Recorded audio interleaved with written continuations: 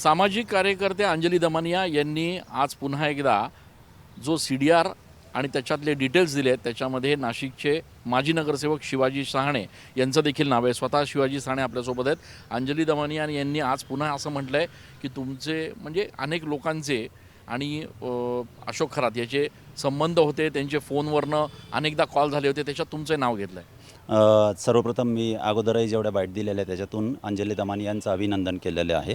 अंजली दमानिया जे काम करत आहेत ते खरोखर कौतुकास्पद आहे आणि त्यांचं त्या अभिनंदनास पात्र आहे। त्यांनी हे जे काही पाळमुळं खोदून काढण्याचं काम केलेलं आहे त्याचा कदाचित सरकारी यंत्रणांना आणि पोलीस यंत्रणांना फायदा होईल असं मला वाटतं।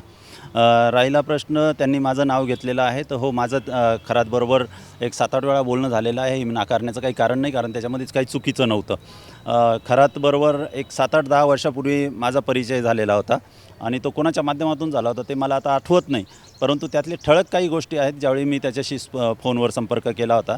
त्यातल्या 2 दुर्दैवी घटना आहेत ज्यामध्ये एक 4 वर्षापूर्वी माझा एक मित्र घरातून निघून गेलेला होता आणि तो सापडत नव्हता, म्हणून आम्ही सगळ्या मित्रांनी पोलीस स्टेशनला तक्रार दिलेली होती, उपनगर पोलीस स्टेशनला। आणि तरी सापडेल असं वाटेना, म्हणून मग काही मित्रांनी असं सुचवलं की खरातला आपण विचारून बघू, त्याला भविष्य कळतं।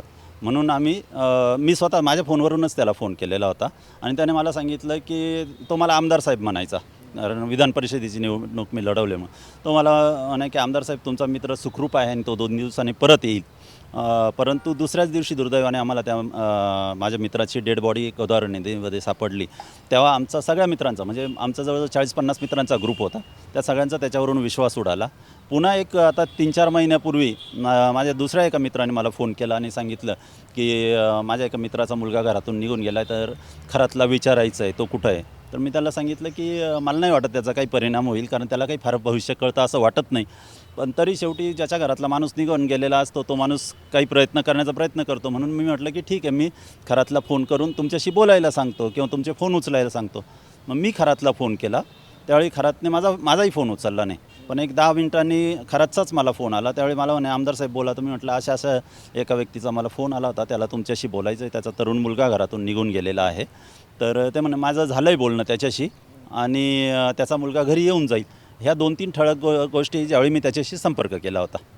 पण याच्या व्यतिरिक्त इतर राजकीय तुमच्या सगळ्या प्रवासात त्यांचा कधी तुमच्याशी संबंध? नाही, माझा राजकीय प्रवास संपूर्ण नाशिक जिल्ह्याने पाहिलेला आहे, त्यामुळे माझा राजकीय प्रवास किती खडतर होत आहे तुम्ही त्याचे साक्षीदार आहात। त्यामुळे मला अशा भविष्य पाहणाऱ्या ज्यांच्याकडे भविष्य पाहायला जावं अशा व्यक्तींची कधीच गरज भासली नाही आणि कदाचित त्याला जर फार काही भविष्य कळत असतं किंवा कोणाला भविष्य कळत असतं आणि त्याने मला मदत केली असती तर माझा राजकीय प्रवास इतका खडतर कधीच नसता। खूप धन्यवाद। आपण बघतोय शिवाजी सहाणे यांनी आपली भूमिका जी आहे ती या ठिकाणी स्पष्ट केलेली आहे।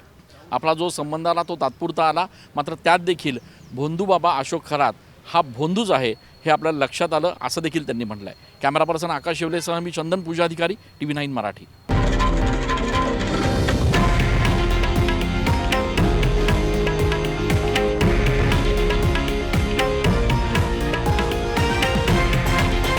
हे आहे देशातील नंबर 1 न्यूज नेटवर्क आणि आपण पाहत आहात TV9 मराठी, एकमेव।